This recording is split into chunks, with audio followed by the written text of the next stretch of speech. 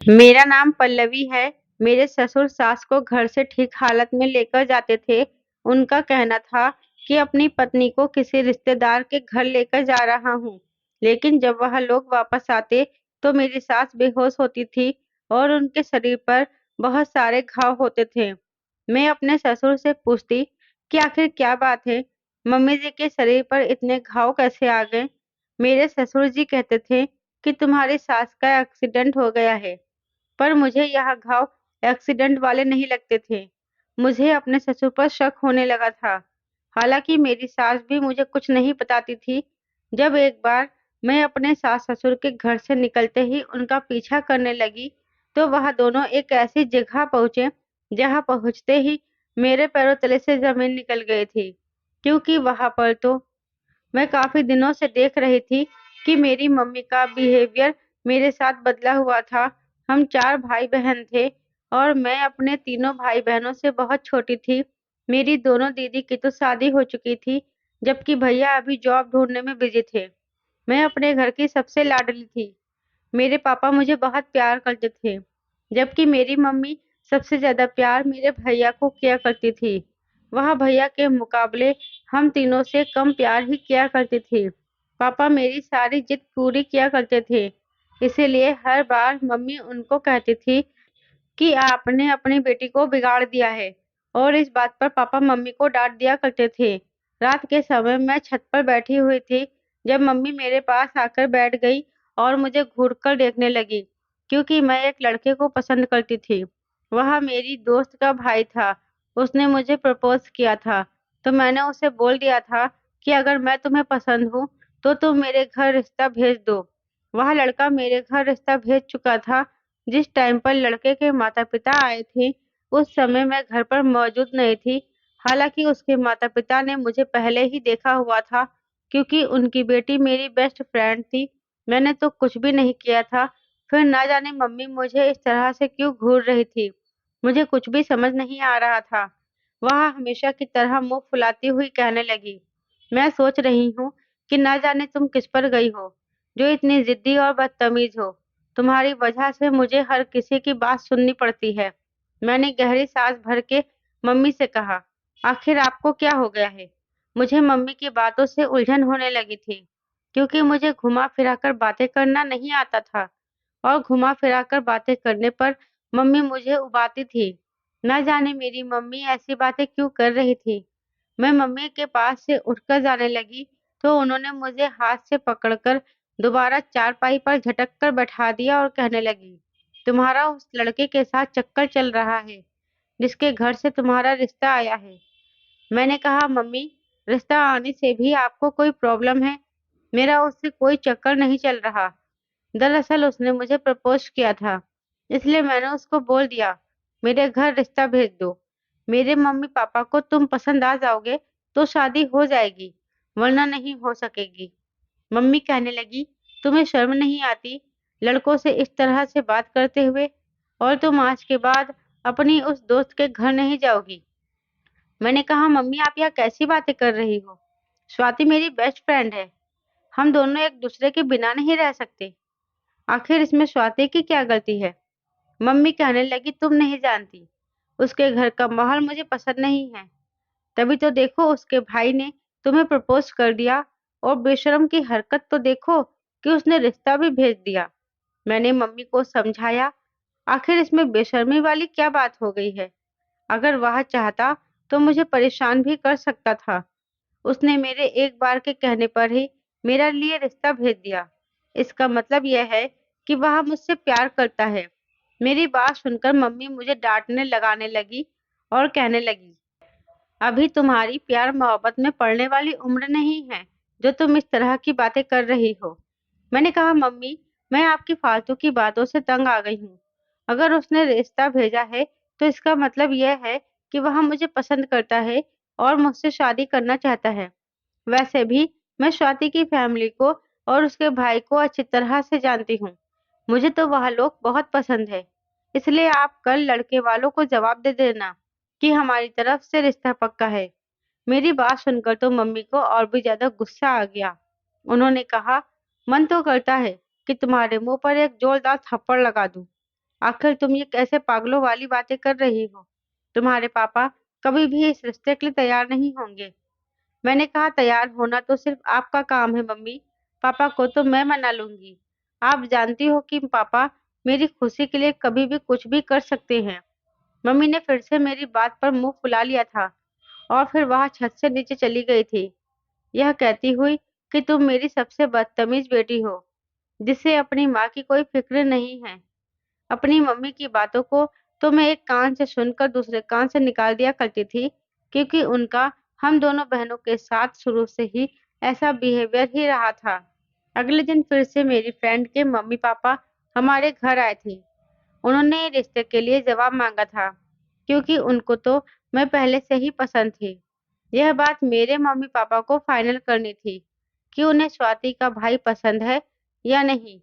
उस लड़के का नाम मनोज था। मनोज देखने में बहुत ही स्मार्ट था और उसका घर भी हमारे घर से बहुत बड़ा था। मेरे पापा के सामने जब रिश्ते वाली बात आई तो पापा ने रिश्ते के लिए हाँ कर दी थी, क्योंकि मेरे पापा को भी स्वाति की फैमिली पसंद थी। स्वाति की फैमिली एक अच्छी फैमिली थी। यह रिश्ता होने पर मेरी मम्मी और दीदी का मूड बहुत ज्यादा खराब हो गया था, क्योंकि मेरी दीदी भी घर पर आ गई थी और उनको भी इस रिश्ते के बारे में सब कुछ पता चल चुका था। मैंने दीदी से कहा, दीदी आप कब आई हो? मैं अपनी दीदी से बहुत मजाक किया करती थी। मैंने कहा आप तो अपने ससुराल में थी। मैंने तो आपको आते हुए देखा भी नहीं। आपको तो अपने ससुराल में इतने सारे काम होते हैं। आखिर आपको हम लोगों से मिलने के लिए मौका कैसे मिल गया? मैं उनसे इस बात का ताना देते हुए कह रही थी, तो वहां मुझे घूर कर देखने लगी और कहने लगी, पल्लवी, मुझे तुम्हारी सारी हरकतों के बारे में सब कुछ पता चल चुका है। मैंने कहा दीदी, आपको भी मम्मी ने बता दिया होगा कि मेरा उस लड़के के साथ अफेयर चल रहा है। ऐसा कुछ भी नहीं है। मम्मी के दिल में गलतफहमी बैठी हुई है। लेकिन दीदी थी कि मेरी बात को समझ ही नहीं रही थी। फिर मैंने उनको थोड़ा गुस्से से समझाया, क्योंकि आज मैं इस तरह से पहली बार उनसे बात कर रही थी। दीदी कहने लगी, मुझे उम्मीद नहीं थी कि मेरे जाने के बाद तुम इतनी बदतमीज हो जाओगी। छोटे बड़े से बात करने की तमीज भी भूल जाओगी। तुम जानती भी हो कि मैं तुमसे कितनी बड़ी हूँ। इसके बावजूद भी तुम मुझसे इस तरीके से बात कर रही हो। तुम्हें शर्म आनी चाहिए। दीदी ने जब मुझे गुस्से से देखा तो मैं भी शर्मिंदा हो गई थी और मैंने अपनी नजरें झुका ली थी, क्योंकि मैं अपनी दीदी से काफी छोटी थी। मगर दीदी और मम्मी तो मेरी बात समझने के लिए तैयार ही नहीं थी। उन दोनों को ऐसा ही लगता था कि मेरा उस लड़के के साथ अफेयर चल रहा है, पर मैं उन्हें कैसे समझाती? वह दोनों मेरी कोई बात सुनने के लिए तैयार ही तो नहीं थी। दीदी कहने लगी, तुम जिस घर में शादी करने के सपने देख रही हो ना, एक बार वहां चली जाओ। उसके बाद तुम्हारी सारी अकड़ और बदतमीजी खत्म हो जाएगी। मेरी दीदी ने गुस्से से मेरी तरफ देखकर कहा था। मैं हैरानी से अपनी दीदी के मुंह की तरफ देखने लगी थी। ना जाने कि वह क्या कहना चाहती थी, कि वह ऐसी कौन सी सच्चाई की बात कर रही थी। मैंने कहा, दीदी क्या मतलब है आपका? आप किस सच्चाई की बात कर रही हो? मैं भी तो आपकी तरह ही आपकी बहन हूँ और इस घर की बेटी हूँ। मुझे वह लड़का पसंद है, लेकिन मैं आपको कैसे बताऊं कि मेरा उसके साथ कुछ भी गलत गलत नहीं है। हाँ, यह बात सही है कि मैं स्वाति के घर ज्यादा जाती हूँ। उसके भाई ने मुझे पसंद कर लिया है, मगर मेरा उसकी तरफ से कोई अफेयर नहीं है। पता नहीं आप लोगों को क्या हो गया है, जो मेरे बारे में ऐसी बातें कर रही हो। दीदी, मुझे मम्मी से तो ऐसी उम्मीद थी, मगर आपसे ऐसी उम्मीद बिल्कुल भी नहीं थी। मुझे लगता था कि आप तो अपनी बहन को समझोगी। दीदी ने कहा कि बस खामोश हो जाओ, ज्यादा सफाइयाँ देने की जरूरत नहीं है। मैंने दीदी से कहा, बस ठीक है, मैं स्वाति की फैमिली को बहुत अच्छे से जानती हूँ। अब तो मैं उसके भाई के साथ ही शादी करके जाऊंगी। मुझे आज यकीन हो गया कि मम्मी और आपको मेरी खुशी से कोई मतलब नहीं है। मेरी खुशी सिर्फ मेरे पापा ही समझते हैं। आप दोनों तो पता नहीं अपने दिमाग में क्या सोच लिए बैठी हो। अब तो मैंने ठान लिया है कि मेरी शादी उसी घर में होगी। अब मैंने भी जोर लगा ली थी। ये दोनों मुझे बहुत गलत ही समझ रही थी, इसलिए जो वह समझ रही थी, मैं उनको वैसा ही रूप दिखाना चाहती थी। लेकिन मैं यह सोच सोच कर परेशान हो रही थी कि आखिर ऐसी क्या सच्चाई है जिसको मैं भी नहीं जानती थी। फिलहाल मैंने इस बात को अपने दिमाग से निकाल दिया था। मेरी दोस्त स्वाति के माता-पिता बहुत अच्छे लोग थे।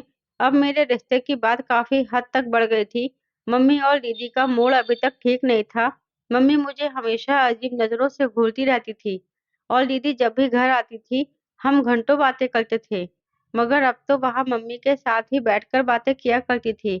उन दोनों की नाराज़गी की वजह मुझे समझ नहीं आ रही थी। एक दिन मेरी मम्मी और दीदी किचन में खड़ी हुई आपस में बातें कर रही थी। मैं जैसे ही किचन में गई, तो मैंने उन दोनों को आपस में बातें करते हुए सुना था। मेरी दीदी मम्मी से कह रही थी कि शादी से पहले इसे सब कुछ बता दो कि उसके ससुराल वाले कौन हैं, क्योंकि इसके ससुराल वाले जिस तरह के लोग हैं, वहाँ तो इसके सर पर पहले ही दिन बम फोड़ देंगे। मम्मी दीदी से कहने लगी कि बेटा मैं इसको ऐसे कैसे बता दूं? इतनी ही देर में मैं अंदर चली गई थी। मुझे देखकर मम्मी और दीदी घबरा गई थी। मैंने उनसे पूछने की कोशिश की कि आखिर आप दोनों किस बारे में बातें कर रही हो? कुछ तो ऐसा जरूर है जो गलत है। वह दोनों मुझसे कुछ छुपा रही हो। मम्मी दीदी की शक्ल बहुत ही घबराई हुई लग रही थी। अचानक बाहर से भैया के चिल्लाने की आवाज आने लगी। हम तीनों जैसे ही बाहर दौड़ कर गए, तो यह देखकर हैरान रह गए कि पापा की तबीयत अचानक खराब हो गई थी। भैया और दीदी उनको हॉस्पिटल लेकर गए थे। डॉक्टर ने बताया था कि ज़्यादा गर्मी हो जाने की वजह से मेरे पापा को चक्कर आ गए थे और उनका ब्लड प्रेशर भी लो हो गया था। पापा की तबीयत की वजह से हम सब लोग बहुत परेशान हो गए थे, मगर डॉक्टर ने कोई परेशानी वाली बात नहीं बताई थी।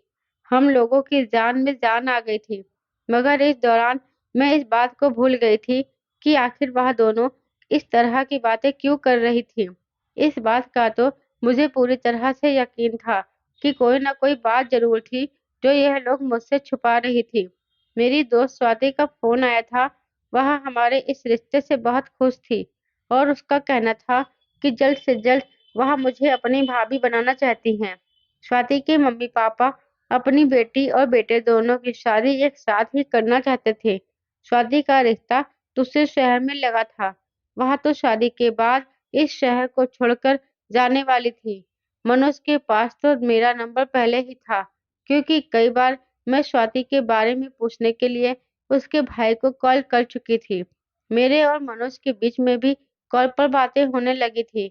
हम लोग काफ़ी काफ़ी देर तक एक दूसरे से मैसेज और कॉल पर बातें किया कर लिया करते थे। मैं अपने कमरे में लेटी हुई मनोज से मैसेज पर बात कर ही रही थी, तभी अचानक मम्मी ने आकर मुझे खबर दी कि कल तुम्हारे ससुराल वाले शादी की डेट फिक्स करने के लिए आ रहे हैं। मैं इस बात पर बहुत खुश हो गई थी। अब फाइनली मेरी मनोज के साथ शादी होने जा रही थी। मुझे यकीन नहीं आ रहा था कि यह सब कुछ इतनी जल्दी हो गया। अपनी शादी की बात सुनकर तो मेरा दिल जोर-जोर से धड़कने लगा था, क्योंकि अब मेरी शादी के दिन करीब आ रहे थे। मैं बहुत खुश हो रही थी और मुझे यकीन नहीं हो रहा था कि सच में मेरी शादी हो जाएगी। मुझे तो बस अपने ससुराल जाने की बहुत जल्दी थी, जिसकी वजह से मुझे शादी की बहुत जल्दी थी। मगर मुझे क्या पता था कि मेरे ससुराल वाले कैसे हैं और वह शादी के बाद मेरे साथ क्या सलूक करेंगे। मेरे साथ-साथ मनोज का भी कुछ ऐसा ही हाल था। वह भी बहुत खुश था, क्योंकि हम दोनों की शादी में सबसे बढ़-चढ़ कर मनोज ने तो हिस्सा लिया था।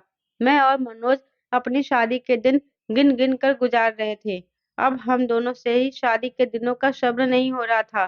शादी की तैयारी में बिज़ी होने के बाद दिनों का पता ही नहीं चला कि दिन कैसे गुजर गए और मेरी शादी वाला दिन आ गया। मैं विदा होकर अपने ससुराल आ गई और मेरी दोस्त, जो कि अब मेरी नंद बन गई थी, वह विदा होकर मुझसे काफ़ी दूर चली गई थी। शादी की रात में अपने कमरे में दुल्हन बनी हुई बैठी थी, तभी अचानक कमरे में मेरी सास आई और मुझे देखते हुए कहने लगी, "बहुत अच्छी लग रही हो बहू, भगवान तुम्हें हमेशा खुश रखे।" मेरी सास कहने लगी, बहू तुम्हें तो पता ही है कि हमारे बेटे की पोस्टिंग दूसरे शहर में हो गई है, इसीलिए वहाँ शादी करने के बाद ज़्यादातर घर से बाहर ही रहेगा। तुम्हें इस घर में किसी चीज़ की कमी नहीं होगी, इसीलिए तुम्हें मनोज के बगैर रहने की आदत डाल लेनी है। वैसे मेरा बेटा हर एक हफ्ते में 1 दिन के लिए यहाँ पर आ जाया करेगा, फिर काफ़ी देर तक इधर-उधर फिर काफ़ी देर तक इधर-उधर की बातें करने के बाद मेरी सास कमरे से उठकर चली गई थी। मेरी सास की आदत बहुत अच्छी थी, वह मुझे पहले ही बहुत पसंद थी। मनोज मेरे पास कमरे में आया तो मेरे लिए गिफ्ट लेकर आया था। हम दोनों अपनी शादीशुदा ज़िंदगी में बहुत खुश थे। उसने मेरी बहुत तारीफ़ की थी, क्योंकि मैं बहुत ज़्यादा खूबसूरत लग रही थी। उसने कहा था कि मैं तुम्हें पहले से ही बहुत पसंद करता था, मगर डरता था कि अगर तुमने मुझे रिजेक्ट कर दिया तो मेरी फिर से इंसल्ट हो जाएगी। लेकिन तुमने और तुम्हारी फैमिली ने मुझे खुशी-खुशी एक्सेप्ट कर लिया। मुझे इस बात की बहुत खुशी है। मैंने मनोज से कहा कि तुमने अपनी पोस्टिंग के बारे में मुझे नहीं बताया। मनोज कहने लगा, कोई बात नहीं, परेशान होने की ज़रूरत नहीं है। मेरी पोस्टिंग सिर्फ 2 महीने की है। उसके बाद हम दोनों एक साथ यहीं पर खुशी से रहेंगे। और वैसे भी मैं हर हफ्ते में एक चक्कर यहाँ पर लगा लिया करूँगा। क्या करूँ, मेरा काम ही ऐसा है, तुम तो जानती हो ना। इस तरह हम दोनों ने अपनी ज़िंदगी की नई शुरुआत की थी और हम दोनों बहुत ज़्यादा खुश थे। शादी के बाद एक साथ 2 दिन हमने बहुत प्यार से गुज़ारे थे और उसके बाद मेरा पति अपनी नौकरी के सिलसिले में बाहर चला गया था। अपने पति को जाता हुआ देखकर मेरी आँखों में आँसू आ गए थे, क्योंकि अभी हमारी शादी को 2 दिन हो गए थे और हम दोनों एक-दूसरे से जुदा हो गए थे। अब घर में सिर्फ़ मेरे सास-ससुर ही बचे थे और मैं अपने आप को बहुत ज़्यादा अकेला महसूस कर रही थी। मुझे अपनी दोस्त की भी बहुत याद आ रही थी। वह भी अपने ससुराल में बहुत खुश थी। मेरे लिए अपने दोस्त की खुशी ही ज़्यादा मायने रखती थी। इस घर में तो मैं पूरी तरह से अकेली हो गई थी। मेरे सास-ससुर ना जाने कहाँ बिज़ी रहते थे। मेरे पति के जाने के बाद तो सास मुझसे किसी तरह की कोई बात ही नहीं करती थी। उनके बदलते हुए बिहेवियर को देखकर मैं बहुत परेशान हुई थी और मेरी नंद की शादी हो जाने की वजह से मैं इस घर में पूरी तरह से अकेली हो गई थी। मुझे इस घर में बहुत अकेलापन महसूस होता था। मेरी सास तो यह भी नहीं सोचती थी कि घर में बहू अकेली रहती है। मैं उसके साथ थोड़ी बहुत बातें कर लूँ, मगर वह तो अपने पति के साथ ही कमरे से बाहर निकलती थी और उनके साथ ही कमरे के अंदर घुस जाती थी। पता नहीं दोनों पति-पत्नी कमरे के अंदर क्या करते रहते थे। मुझे नहीं पता था कि शादी के बाद भी मैं इस तरह से इतनी अकेली पड़ जाऊँगी।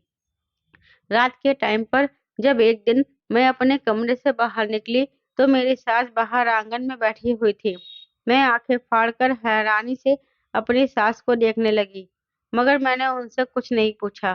थोड़ी देर के बाद मेरी सास और ससुर घर से बाहर चले गए थे। ना जाने वह दोनों कहाँ गए थे। मैंने जाकर घर का मेन गेट अंदर से बंद कर लिया और मैं कमरे में आ गई। थोड़ी देर के बाद मैं बेचैन हुई तो मैंने अपनी दीदी को कॉल लगाई। बहुत देर के बाद मेरी दीदी ने कॉल रिसीव की थी। शायद वह किसी काम में बिज़ी थी। मैंने अपनी दीदी से कहा, दीदी क्या हाल है आपके? आप तो मुझे भूल ही गई हो। मेरी शादी को 4-5 दिन हो गए हैं, लेकिन अभी तक घर वालों में से किसी ने भी मुझे याद तक नहीं किया। मेरी शादी हुई है, मैं कहीं दूर तो नहीं चली गई। आप लोगों से जो आप लोगों ने मेरी खबर लेना भी ठीक नहीं समझा। मैं अपनी दीदी से बात कर ही रही थी कि अचानक दीदी की तरफ से कॉल कट हो गई। मुझे लगा शायद कॉल गलती से कट हो गई होगी। मैंने दोबारा से कॉल की, मगर दीदी ने फिर से कॉल कट कर दी और अब दीदी का नंबर भी स्विच ऑफ जाने लगा। मैं हैरान परेशान होकर अपने मोबाइल की तरफ देखने लगी। मुझे यकीन नहीं आ रहा था कि आज ये सब कुछ क्यों हो रहा है। आखिर दीदी ने कॉल कट क्यों कर दी थी? मुझे डर लगने लगा था। मैं घबरा भी रही थी। थोड़ी देर बाद मेरे पति की कॉल आ गई। मैंने उनसे कॉल पर बात करते हुए कहा कि मनोज, आप घर कब आ रहे हो? मुझे बहुत डर लग रहा है। मैं घर में बहुत बिल्कुल अकेली हूँ। ना जाने आपके मम्मी-पापा कहाँ चले गए हैं। इससे पहले भी वह आपके जाने के बाद घर से कई बार बाहर जा चुके हैं। मैं यहाँ पर अकेली बोर हो रही हूँ। मेरे पति ने लंबा साँस भरकर कहा, तुम परेशान मत हो, यह मेरे पास काम का लोड ज़्यादा है। जैसे ही मैं फ्री होता हूँ, मैं घर आ जाऊँगा और मम्मी-पापा से कॉल पर बात करके कह दूँगा कि मेरी पत्नी को अकेला छोड़कर मत जाया करो। मेरे पति ने कहा, चलो, मैं अभी काम में बिज़ी हूँ, बाद में बात करता हूँ। मेरे पति ने यह कहकर कॉल कट कर दी थी। मैं घर में ही इधर-उधर टहलकर अपना टाइम पास कर रही थी। उसके बाद मैं बिस्तर पर लेट गई। ना जाने मेरी कब आँख लग गई थी, मुझे पता ही नहीं चला। कि मेरे सास-ससुर घर में किस समय आए थे। मुझे कुछ भी पता नहीं था। मैं तो फिर अगले दिन सुबह को ही सोकर उठी थी। सुबह को फिर से जब मैं चाय बनाने के लिए किचन की तरफ गई, तो अचानक मैं हैरान रह गई क्योंकि मुझे याद नहीं था कि रात मेरी तरफ कब लगी थी। रात को मैं देर से सोई थी, मगर अपनी सास को किचन की तरफ आते हुए देखकर मैं हैरान रह गई थी। मैंने बातों ही बातों में अपनी सास से कहा, "मम्मी जी, आप कहाँ चली गई थी? मुझे तो आपने कुछ बताया ही नहीं। आप बिना बताए ही चली गई थी और पता भी नहीं चल पाया कि आप किस समय आई थी।" मैं तो सो चुकी थी। मैं अपनी सास से सीरियस होकर पूछने लगी। मेरी सास ने गुस्से से मेरी तरफ देखकर कहा, "इस बात का तुम्हें हक नहीं कि तुम मुझसे पूछो कि मैं कहाँ जाती हूँ, कहाँ नहीं। आइंदा मुझसे ऐसा सवाल मत करना। मेहरबानी होगी तुम्हारी, क्योंकि तुम्हारे सवालों के जवाब मैं नहीं दे सकती।" अपनी सास के गुस्से भरे शब्द सुनकर तो मैं हैरान रह गई थी। आज वह मुझसे किस तरह से बात कर रही थी। मैं किचन से बाहर आ गई। बाहर आंगन में रखा हुआ मेरी सास का मोबाइल लगातार बज रहा था। मैंने हैरानी से अपनी सास के मोबाइल को देखा, तो इसकी स्क्रीन पर ही मेरी दीदी का नंबर शो हो रहा था। मैं हैरानी से सोचने लगी कि अभी तक दीदी ने तो मुझसे ढंग से बात तक नहीं की, न कॉल की थी, तो फिर वह मेरी सास को कॉल क्यों कर रही थी? मैंने काँपते हुए हाथों से कॉल रिसीव की थी, मगर दूसरी तरफ से जल्दी-जल्दी दीदी बोल रही थी और मैं चुपचाप अभी दीदी की बातें सुन रही थी। थोड़ी देर बाद मेरी सास पता नहीं किस समय किचन में निकल आई और उन्होंने फ़ौरन ही मेरे हाथ से मोबाइल छीन लिया, मगर मेरी आँखों में आँसू आ गए थे। मैंने अपने आँसू पोंछे और मैं अपने कमरे की तरफ आ गई। जैसे ही मैं कमरे के अंदर दाखिल हुई, तो मेरे पति की कॉल आ रही थी। मैंने अपने पति की कॉल रिसीव किया और उनसे कहा कि मनोज, तुमने मुझे पहले क्यों नहीं बताया था कि मैं अपने माता-पिता की सगी बेटी नहीं हूँ। ये राज़ तुम्हारे मम्मी-पापा भी जानते हैं, जबकि मेरे मम्मी-पापा ने मुझे अडॉप्ट किया हुआ था। आखिर यह सब कुछ क्या चल रहा है? मुझे सारी सच्चाई जाननी है। मेरी बात सुनकर मेरा पति घबरा गया था। मैं रोती हुई मनोज से पूछने लगी थी, तो मनोज कहने लगा, "इस बारे में हम कल को बात करते हैं। मैं कल घर आ रहा हूँ।" मुझे हैरानी हुई थी कि मेरे पति ने मुझे कुछ बताया क्यों नहीं और कॉल कट कर दी। रात के समय मैं जैसे ही कमरे से बाहर निकली, तो आज फिर मेरी सास तैयार थी। पता नहीं वह हर रोज़ अपने पति के साथ कहाँ जाती थी। पीछे से मेरे ससुर भी आ गए। मैं अपने सास-ससुर को आँखें फाड़ कर देख रही थी। मुझे सुबह वाली बात याद आ गई। मैंने अपने सास-ससुर से इस बारे में कोई बात नहीं की थी और फिर मेरी सास वहाँ से चली गई। मैं यह सोच-सोच कर परेशान हो रही थी कि हर रात मेरे सास-ससुर के साथ कहाँ जाती है। मैं समझ गई थी कि ये दोनों ज़रूर मुझसे कुछ छुपा रहे हैं। मैं उनकी इकलौती बहू थी, उन दोनों को मुझे सब कुछ बताना चाहिए था। आखिर ये लोग कहाँ जा रहे हैं, कहाँ नहीं, इस बारे में बताना इन लोगों का फ़र्ज़ बनता है। लेकिन फिर मुझे अफ़सोस भी हो रहा था कि आखिर मेरे अपने माता-पिता ने मुझसे इतनी बड़ी बात छुपाई, तो फिर यह लोग मेरे लिए कौन होते हैं, जो मुझे अपने बारे में कुछ बताएँगे। मुझे अपने मम्मी-पापा पर बहुत गुस्सा आ रहा था। पता नहीं मैं कौन हूँ, किसकी बेटी हूँ। मैं अपनी आँखों से लगातार आँसू साफ़ कर रही थी, क्योंकि मुझे बहुत रोना आ रहा था। रात के समय लगभग 2 बजे के टाइम पर मेरे ससुर घर आ गए थे। मैंने देखा कि मेरी सास की बहुत बुरी हालत हो रही थी। मैं जल्दी से अपनी सास की तरफ गई तो यह देखकर हैरान रह गई कि मेरी सास बेहोश थी और मेरे ससुर उन्हें ढकेलकर अंदर की तरफ ला रहे थे। मैंने कहा, "पापा जी, आज फिर मम्मी जी को क्या हो गया है?" मेरे ससुर कहने लगे, "कुछ नहीं हुआ, बस तुम्हारी सास सीढ़ियों से गिर गई थी, इसी वजह से चोट आई हुई है।"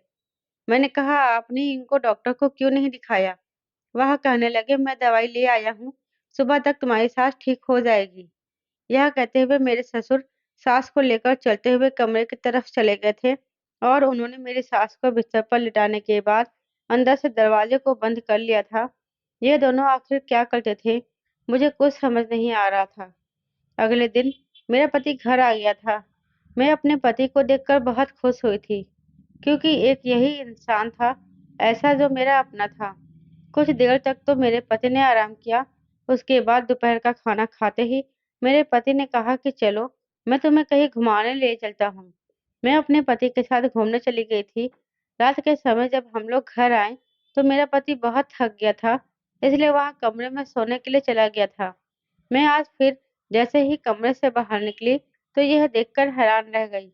आज फिर से मेरी सास तैयार होकर कहीं जा रही थी और पीछे से मेरे ससुर भी थे। मैंने बड़ी हिम्मत करके आज अपने ससुर से पूछ लिया था, पापा जी, आप रात के समय कहाँ जा रहे हैं? उन्होंने मुस्कुराते हुए जवाब दिया, बेटा, हम लोग एक पार्टी में जा रहे हैं। हमें घर लौटते हुए देर हो जाएगी। लेकिन मैं इस बात से परेशान हो रही थी कि कल मेरी सास की तबीयत ठीक नहीं थी, वहां सीढ़ियों से गिर गई थी, तो आज उन्हें पार्टी में जाने की क्या जरूरत थी? मेरे ससुर ने कहा कि हमें घर वापस आते हुए देर हो जाएगी, इसलिए तुम घर के दरवाजे को अंदर से बंद कर देना। हमारे पास चाबी है, हम खुद घर खोलकर आ जाएंगे। तुम परेशान मत हो, आराम से जाओ। मेरे ससुर यह बात कहते हुए बाहर की तरफ चले गए और उनके पीछे पीछे मेरी सास भी घर से निकल गई थी। मेरे सास ससुर बहुत देर से घर वापस आते थे। आखिर ऐसी कौन सी पार्टी थी जो इतनी रात को खत्म होती थी? शादी के बाद जिस दिन से मेरा पति घर से गया था, तभी से ही मेरे सास ससुर रात को कहीं जाते थे। और तो और मेरी सास की भी कंडीशन ठीक नहीं होती थी। मैं अभी यह बात सोच ही रही थी, तभी अचानक मेरे मोबाइल पर किसी की कॉल आने लगी। मेरा मोबाइल कमरे में ही रखा हुआ था। मेरा पति गहरी नींद में सो रहा था, इसलिए मैंने जल्दी से कॉल रिसीव कर ली। कॉल मेरी दीदी की थी। आज अचानक मुझे अपनी दीदी की बात याद आने लगी, जो उस दिन वह कह रही थी। मेरी दीदी को उस दिन यही लगा था कि मोबाइल मेरी सास के पास था। आज ना जाने मेरी दीदी को मेरी याद कैसे आ गई थी। मैंने गहरी सांस लेते हुए कॉल रिसीव करने के बाद काट कर दी थी और अब दोबारा से दीदी की कॉल आई थी। मैंने रिसीव कर ली थी। मैंने हेलो बोला, तो दूसरी तरफ से परेशानी भरी आवाज में मेरी दीदी ने भी हेलो बोला था। मैंने दीदी से कहा, क्या हाल है दीदी? आज आपने मुझे कैसे याद कर लिया? वैसे तो कभी आपने मुझे कॉल नहीं की। मैंने सीरियस होकर अपने दीदी से पूछा था। मेरी दीदी कहने लगी, मैं तुमसे मिलना चाहती हूँ। मेरी दीदी ने नरम शब्दों में कहा था। मैंने दीदी से कहा, मुझे आपसे नहीं मिलना, क्योंकि आपके साथ मेरा कोई रिश्ता नहीं है। अगर होता तो ज़रूर आपसे मिलती। मैं पहले आपको बहन कहती थी, मगर सच्चाई पता चलने के बाद मुझे लगता है आप मेरी बहन नहीं हो। आखिर बहनें ऐसा नहीं करती, जैसा आपने मेरे साथ किया। आपने मुझे कुछ भी नहीं बताया। आपने जो कुछ किया है वह मैं नहीं भूल सकती। शादी के बाद घर पर किसी ने भी मुझे कांटेक्ट करने की कोशिश नहीं की और आपने भी मुझसे बात करना ठीक नहीं समझा। ऐसे में क्या मैं आपसे कोई बात कर सकती हूँ? मुझे ना तो आपसे मिलना है और ना ही कोई बात करनी है। मेरी दीदी कहने लगी, तुम्हें क्या हो गया है? क्यों पागलों जैसी बातें कर रही हो? तुम्हें तुम्हारे पति ने कुछ नहीं बताया। तुम शुरू से ही आधी अधूरी बातों पर विश्वास कर लेती हो। तुम्हें तो जो जिसने बोल दिया, बस वही समझना होता है। एक बार मुझसे मिल लो, तो तुम्हारी सारी गलतफहमी दूर हो जाएगी। मेरी दीदी सीरियस होकर यह बात कह रही थी, लेकिन मैंने दीदी से कहा, मुझे आज के बाद कॉल मत करना और ना ही मुझे आपसे कभी मिलना है। मैंने गुस्से में कह कहकर कॉल कट कर दी थी और फिर मैं अपने कमरे में आ गई। अचानक मुझे याद आया कि मेरे पति ने मुझसे कहा था कि मैं तुम्हें सब कुछ घर आने के बाद बताऊंगा, लेकिन आज अपने पति के आने की खुशी में मैं उनसे कुछ भी पूछना भूल गई थी। अब तो वह गहरी नींद में सो रहे थे, इसलिए मैंने फैसला कर लिया था कि मैं अपने पति से कल को सब कुछ पूछ कर ही रहूंगी। अगले दिन सुबह के टाइम पर मेरे पति नाश्ता कर चुके थे। रात के समय उन्हें दोबारा से दूसरे शहर जाना था, इसलिए मैं सोच रही थी कि इससे अच्छा मौका मेरे पास उनसे बात करने का नहीं होगा। मैंने अपने पति से बहुत प्यार से कहा कि मनोज, आपने मुझे अभी तक नहीं बताया कि मेरी सच्चाई क्या है, मैं कौन हूँ। मनोज मेरे सवाल पर इधर-उधर की बातें करने लगे थे, पर आज मैं सब कुछ जानना चाहती थी। पहले मेरे पति ने मेरा हाथ पर हाथ रखा और कहने लगे, मैं तुमसे बहुत प्यार करता हूँ। मैं तुम्हें यहाँ से कहीं दूर लेकर जाना चाहता हूँ। मैं अपने पति की बात बड़ी गौर से सुन रही थी, मगर इस बात पर हैरान हो गई कि वह मुझे यहाँ से दूर क्यों लेकर जाना चाहते हैं। मेरे पति ने कहा, सही वक्त आने पर मैं तुम्हें सारी सच्चाई बता दूंगा। तुम्हें तुम्हारे सारे सवालों के जवाब मिल जाएगा। मेरा पति यह कहकर घर से बाहर चला गया। मैं अपने पति की तरफ पलटकर हैरानी से देख रही थी। आखिर ये सब कुछ हो क्या रहा था? इतने सारे सस्पेंस थे, इस घर में मेरे को समझ में कुछ भी नहीं आ रहा था। आज रात फिर से मेरे ससुर घर में आए थे। मेरी सास बेहोश थी और मेरे ससुर उन्हें कमरे के अंदर लेकर जा रहे थे। मैं हैरानी से अपने ससुर की तरफ देखने लगी और घबराकर पूछने लगी कि मम्मी जी को क्या हो गया है? मम्मी जी आज भी बेहोश कैसे हो गई? मेरे ससुर ने फिर से मुझे देखा और कहा कि तुम्हारी सास बेहोश नहीं है, बस सो रही है। उन्होंने यह कहकर मुझे और कोई जवाब नहीं दिया और वह मेरी सास को कमरे के अंदर लेकर चले गए। मैं हैरानी से अपने ससुर की तरफ देखने लगी। मेरे ससुर तो कमरे के अंदर चले गए। अब मैं भी अपने कमरे में आ गई थी। मेरे पति का रात के समय जाना कैंसिल हो गया था, इसलिए उन्हें अगले दिन सुबह में जाना था। मैं कमरे में आई तो यह देखकर हैरान रह गई कि मेरा पति अभी तक जाग रहा था, मगर वह क्यों जाग रहा था? यह बात समझ नहीं आई थी। मैं उनसे पूछने लगी तो वह अभी तक जाग रहे हो? तो कहने लगे कुछ नहीं, बस अचानक से आँख खुल गई थी। मेरा पति जम्वाइया लेता हुआ कहने लगा, तुम बाहर क्यों गई थी? मेरे पति की शक्ल बता रही थी कि वह जबरदस्ती जाग रहा है। कुछ नहीं, आपकी मम्मी पापा अभी बाहर से घर में आए हैं, तो मैं उन्हें ही देखने के लिए गई थी। मेरे पति भी नॉर्मल अंदाज में बिस्तर पर जाकर लेट गया था। मुझे हैरानी हुई थी कि मनोज ने अपने मम्मी पापा के बारे में अभी तक कुछ पूछा ही नहीं था। और मैं काफी दिनों से यह बात भी नोटिस कर रही थी कि जब से मेरी शादी हुई थी, मेरे पति अपने मम्मी-पापा से कोई बात नहीं करता था। हालाँकि जब अपनी दोस्त से मिलने के लिए मैं घर आती थी, तब यहाँ पर सब कुछ बिल्कुल नॉर्मल था। जब से हम दोनों की शादी हुई थी, इस घर का माहौल मुझे काफ़ी बदला हुआ सा लग रहा था। अचानक आधी रात के समय मेरी आँख खुली, तो यह देखकर मैं हैरान रह गई। बिस्तर पर मेरा पति मौजूद नहीं था और दरवाजे पर कोई दस्तक दे रहा था। मैं दरवाज़ा खोलने गई थी, यह देखकर हैरान रह गई। मेरी दीदी घर के अंदर आई थी। उन्होंने मुझसे कहा, शोर मत मचाना, प्लीज मेरी बात सुन लो। मैंने जल्दी से दीदी को घर के अंदर ले लिया। मैंने कहा, दीदी इतनी रात को क्या हो गया है? आप ये क्या कर रही हो? मैं इस बात को भूल चुकी थी कि मेरा पति भी घर में मौजूद नहीं था। दीदी तो मुझ पर बरसने लगी थी। कहने लगी, तुम्हारे बहुत ज्यादा ही दिमाग खराब है। कल फोन पर तुमने कुछ ज्यादा ही बातें बोल रही थी, इसलिए तुम मेरी बात सुनो। यह बात सच है कि तुम हमारे मम्मी पापा की बेटी नहीं हो, जबकि भाई और मैं मम्मी-पापा के सगे बच्चे हैं। दरअसल तुम्हें तुम्हारी सास ने कहीं से उठाकर मम्मी के हवाले कर दिया था। मेरी मम्मी और तुम्हारी सास आपस में बेस्ट फ्रेंड थी। यही पूरी सच्चाई है। मम्मी-पापा ने तुम्हें अपनी औलाद की तरह पाला-पोसा क्योंकि तुम बेसहारा थी। उनके दिल में तुम्हारे लिए रहम जाग उठा था। यह उनका बहुत बड़ा एहसान है कि उन्होंने तुम्हारी परवरिश की और तुम्हारी शादी कर दी। अब तुम्हारे सास-ससुर की क्या सच्चाई है, इसे तुम खुद ही पता लगाना होगा। इसे तुम्हें तो खुद ही पता लगाना होगा। अपनी दीदी की बात सुनकर मैं हैरान रह गई थी कि आखिर मेरे सास-ससुर की क्या सच्चाई है, उनके कहने का क्या मतलब है। तो दीदी कहने लगी, तुम खुद ही सच्चाई को पता लगाओ। तुम अपने सास-ससुर का पीछा करना, वह देखना कि वह कहाँ पर जाते हैं। उसके बाद तुम्हें सब कुछ पता चल जाएगा। दीदी कहने लगी, मैंने तुम्हें हमेशा अपनी सगी बहन की तरह प्यार किया है। बस मुझे हमेशा तुम्हारी जिंदगी की फिक्र रहती है। भले ही हम दोनों बहनें एक माँ से नहीं हैं, लेकिन मैं तुम्हें बहुत प्यार करती हूँ। मुझे यह बात बहुत सता रही थी कि तुम मुझसे नाराज हो, इसलिए मैं तुम्हें सारी बात बताने के लिए आ गई हूँ। और अब मैं चलती हूँ, क्योंकि दिन के समय यहाँ पर तुम्हारे सास ससुर तुम्हारे साथ मौजूद होते हैं। क्योंकि दिन के समय तुम्हारे सास-ससुर यहाँ पर मौजूद होते हैं, इसलिए मैं नहीं आ सकती थी।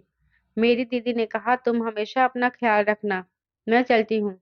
दीदी यह बात कहकर आधी रात के समय मेरे घर से चली गई थी। मगर हैरानी की बात यह थी कि घर में मेरा पति भी नहीं था और मेरे सास-ससुर भी नहीं थे। आखिर यह लोग कहाँ गए थे? मेरी तो कुछ समझ नहीं आ रहा था। मैं घर के आंगन में ही बैठकर इन लोगों का इंतजार कर रही थी कि 1 घंटे बाद मेरा पति घर के अंदर आ गया। मैंने अपने पति से कहा, क्या हो गया था? आप कहाँ गए थे? मेरा पति कहने लगा, कुछ नहीं, बस तुम कमरे में आकर लेट जाओ। यह कहकर मेरा पति गुस्से से बिस्तर पर लेट गया था और सो गया था। फिर थोड़ी देर बाद घर में खटर-पटर की आवाजें आने लगी, तो आज भी मेरे सास-ससुर आधी रात को वापस आए थे और मेरी सास बेहोश थी। उनके शरीर पर काफ़ी घाव थे। मैंने उन लोगों को खिड़की से देख लिया था और मैं खामोशी से अपने बिस्तर पर लेट गई थी। अब मैंने फैसला कर लिया था कि सारी सच्चाई खुद ही जानकर रहूँगी। दीदी के कहने के मुताबिक इन लोगों का पीछा करूँगी। मेरा पति अभी कुछ दिन रुक कर दूसरे शहर जाना चाहता था और मेरा पति का कहना था कि इस बार मैं तुम्हें अपने साथ लेकर जाऊंगा और तुम मेरे साथ ही रहोगी। तुम इस घर में नहीं रहोगी। अपने पति की बात पर मैं खामोश रही थी। आज मैंने फैसला कर लिया था कि मैं आज अपने सास ससुर का पीछा करूंगी। इसलिए आज की रात जब मेरे सास ससुर तैयार होकर घर से बाहर निकले तो मैं भी चुपके चुपके उनके पीछे निकल पड़ी थी। और फिर चलते-चलते यह लोग एक ऐसी जगह पर आ गए थे, जहाँ पर पूरा खंडहर बना हुआ था। इस जगह पर मुझे बहुत डर लग रहा था। वहाँ पहुँचने के बाद मेरे सास-ससुर ट्रेनिंग ले रहे थे। वहाँ पर और भी काफ़ी सारे लोग मौजूद थे। वहाँ एक अजीब तरह की ट्रेनिंग ले रहे थे। यह मुझे कुछ समझ नहीं आ रहा था कि वह लोग क्या कर रहे हैं। एक औरत जो मेरी सास से फाइट कर रही थी और मेरी सास भी उसे मार रही थी, उस औरत के मारने पर मेरी सास के शरीर पर घाव आ गए थे, जिसकी वजह से मेरी सास बेहोश हो जाती थी। मुझे समझ आ गया था कि मेरी सास के शरीर पर घाव क्यों और कैसे आते हैं, पर यहाँ सब कुछ क्या हो रहा था, मेरे कुछ समझ नहीं आ रहा था। इससे पहले कि यहाँ पर कोई मुझे देख लेता, मैं फौरन अपने घर आ गई थी। मैं जैसे ही घर आई, मेरे पति ने मुझे दरवाजे पर ही रोक लिया और उन्होंने कहा कि मैं समझ गया हूँ कि आज तुमने उनका पीछा करते हुए सब कुछ देख आई हो। मैं अपने पति को जागता हुआ देखकर हैरान रह गई थी, क्योंकि मुझे तो लग रहा था कि वो सो रहे हैं। तभी मैं खामोशी से घर से निकल गई थी। मेरे पति ने कहा, मैं जब यहाँ पर आता हूँ तो किसी भी समय सोता नहीं हूँ और जागता ही रहता हूँ, क्योंकि मेरे मम्मी-पापा कोई मामूली से लोग नहीं हैं। ये लोग बहुत ही बड़े ग्रुप का एक हिस्सा हैं। मेरे मम्मी-पापा एक गैंग के साथ मिलकर काम करते हैं। ये लोग शुरू से ही ऐसा काम करते हैं। दरअसल बचपन में जब मुझे यह बात पता चली थी, तो मैं इन लोगों से नाराज़ होकर बोर्डिंग स्कूल में पढ़ने के लिए चला गया था। इसलिए मैं ज़्यादातर अपने घर से बाहर रहता हूँ। मैंने अपने मम्मी-पापा को बहुत समझाया है कि वह लोग गलत काम करना छोड़ दें। मेरे मम्मी-पापा हर तरह की चोरी करते हैं और हर तरह के ड्रग्स सप्लाई करते हैं। और तो और अमीर लोगों के घर जाकर उन लोगों को किडनैप करने के बाद कभी-कभी उन्हें मार भी देते हैं। ऐसा यह लोग सिर्फ़ पैसों की खातिर करते हैं। मेरी बहन भी यह बात जानती थी, लेकिन मैं तुमसे प्यार करता था, इसलिए उसने कभी यह सच्चाई तुम्हें नहीं बताई थी। यह सच्चाई तुम्हें पता चल जाती, तो फिर तुम मुझसे शादी नहीं करती। मेरी फैमिली के बारे में तुम्हारे मम्मी-पापा और दीदी भी सब कुछ जानती थी, जबकि तुम्हारे पापा इस बात से अनजान थे। मेरे कहने पर मेरी मम्मी-पापा जब तुम्हारे घर रिश्ता लेकर गए, तो तुम्हारे पापा इस रिश्ते के लिए तैयार हो गए थे। तुम्हारी मम्मी तैयार नहीं हुई थी, क्योंकि उन्होंने तुम्हें अपनी बेटी की तरह पाला था। दरअसल सालों पहले मेरे मम्मी-पापा ने एक फैमिली को लूट लिया था और उनकी बेटी को किडनैप कर लिया था। तुम वही बच्ची हो। वह दोबारा से तुम्हें उस फैमिली को नहीं दे सकते थे। उन्होंने तुम्हें मारा तो नहीं, अपनी फ्रेंड के हवाले कर दिया, जो कि तुम्हारी मम्मी थी। उन्होंने तुम्हें पाल-पोस कर बड़ा किया, लेकिन अपने दोस्त से सारे संबंध खत्म कर दिए। मगर जब तुम बड़ी हुई थी, तुमने उनकी ही बेटी को अपनी दोस्त बना लिया और मुझसे तुमसे प्यार हो गया। इसलिए तुम्हारे मम्मी और दीदी इस रिश्ते से खुश नहीं थी। वह चाहती थी कि तुम्हारी शादी मेरे साथ न हो, लेकिन मैंने उन्हें यह भरोसा दिलाया था कि मैं कभी तुम पर इन लोगों की आँच भी नहीं आने दूँगा। यह लोग रात को जाकर अपने गैंग के साथ हर तरह की ट्रेनिंग करते हैं। मुझे तुमसे प्यार भी इसलिए हुआ था, क्योंकि मैं तुम्हारी स्टोरी बचपन से लेकर अभी तक जानता हूँ। मैंने फैसला कर लिया था कि मैं तुम्हारे साथ ही शादी करूँगा, मगर तुम्हारी मम्मी डर रही थी कि अगर मेरे मम्मी-पापा के बारे में तुम्हें पता चल गया तो तुम बहुत बड़ी मुसीबत में फँस जाओगी। इसलिए मैं चाहता था कि मैं तुम्हें यहाँ से दूर लेकर दूर चला जाऊँ। दरअसल इन दिनों मैं घर से बाहर किसी काम के सिलसिले में नहीं गया हुआ हूँ। मैंने पुलिस को जाकर अपने मम्मी-पापा के बारे में सब कुछ बता दिया है। पुलिस जल्द ही मेरे मम्मी-पापा को और उनके पूरे ग्रुप को अरेस्ट कर लेगी और फिर हम लोग यहाँ से दूर जाकर अपनी ज़िंदगी बसाएँगे। अपने पति की यह बात सुनकर तो मेरे होश उड़ गए थे कि मेरे सास-ससुर कितनी उम्र में भी आकर इतने गलत काम कर रहे थे और उन्होंने मेरे माता-पिता को मुझसे अलग कर दिया था। फिलहाल मैं अपने सगे माता-पिता के बारे में नहीं जानना चाहती थी। मेरे पति ने मुझे बताया कि मेरे पापा ज़्यादातर शहर से बड़े काम किया करते थे। पापा को सिर्फ इतना पता है कि मेरी मम्मी ने मुझे सड़क से उठाया था। उन्हें यह नहीं पता कि किसी का घर उजाड़ने के बाद मेरी सास ने अपनी दोस्त के हवाले मुझे कर दिया था। इसलिए वह मुझसे बहुत प्यार करती हैं कि उन्होंने किसी दूसरे की बेटी को अपने घर में जगह दी। मुझे इस बात पर बहुत ज़्यादा खुशी थी कि जो इंसान जानता था कि मैं किसी और की बेटी हूँ, फिर भी उसने सबसे ज़्यादा मुझे प्यार किया, अपने सगे बच्चों से भी ज़्यादा। मेरे पति ने अपने दिल पर पत्थर रखकर अपने माता-पिता को पुलिस के हवाले करवा दिया, क्योंकि वह बचपन से लेकर अब तक अपने माता-पिता को समझाता रहा था कि वह गलत काम करना छोड़ दे, पर उसके माता-पिता ने उसकी एक नहीं सुनी थी और यही वजह थी कि मनोज ने अपनी बहन की शादी दूसरे शहर में की थी, ताकि स्वाति की शादीशुदा जिंदगी पर अपने माता-पिता की वजह से कोई बुरा असर ना पड़े। अब मेरे सास-ससुर और उनका पूरा ग्रुप पकड़ा गया है, क्योंकि न जाने वह कब से पुलिस की आँखों में धूल झोंक कर इतने सारे क्राइम कर चुके हैं। मेरा पति काफ़ी टाइम से उनको पकड़वाने के लिए सबूत इकट्ठे कर रहा था। अब फाइनली मेरे सास-ससुर पकड़े गए हैं। इतने अच्छे दिखने वाले मेरे सास-ससुर इतने बुरे हो सकते थे, मैं यह बात नहीं जानती थी। मैंने अपने मम्मी-पापा से जाकर मुलाकात की थी और फिर मैं अपने पति के साथ अमेरिका आ गई। अब मेरा पति अमेरिका में ही नौकरी कर रहा है और मैं अपने पति के साथ खुशी-खुशी ज़िंदगी गुज़ार रही हूँ। दोस्तों, उम्मीद करती हूँ आपको मेरी कहानी पसंद आई होगी। कहानी पसंद आई है तो वीडियो को लाइक और शेयर करें। चैनल पर नए हैं तो चैनल को सब्सक्राइब ज़रूर करें। साथ ही बेल आइकन को प्रेस करें जिससे वीडियो की अगली अपडेट सबसे पहले आपको मिले।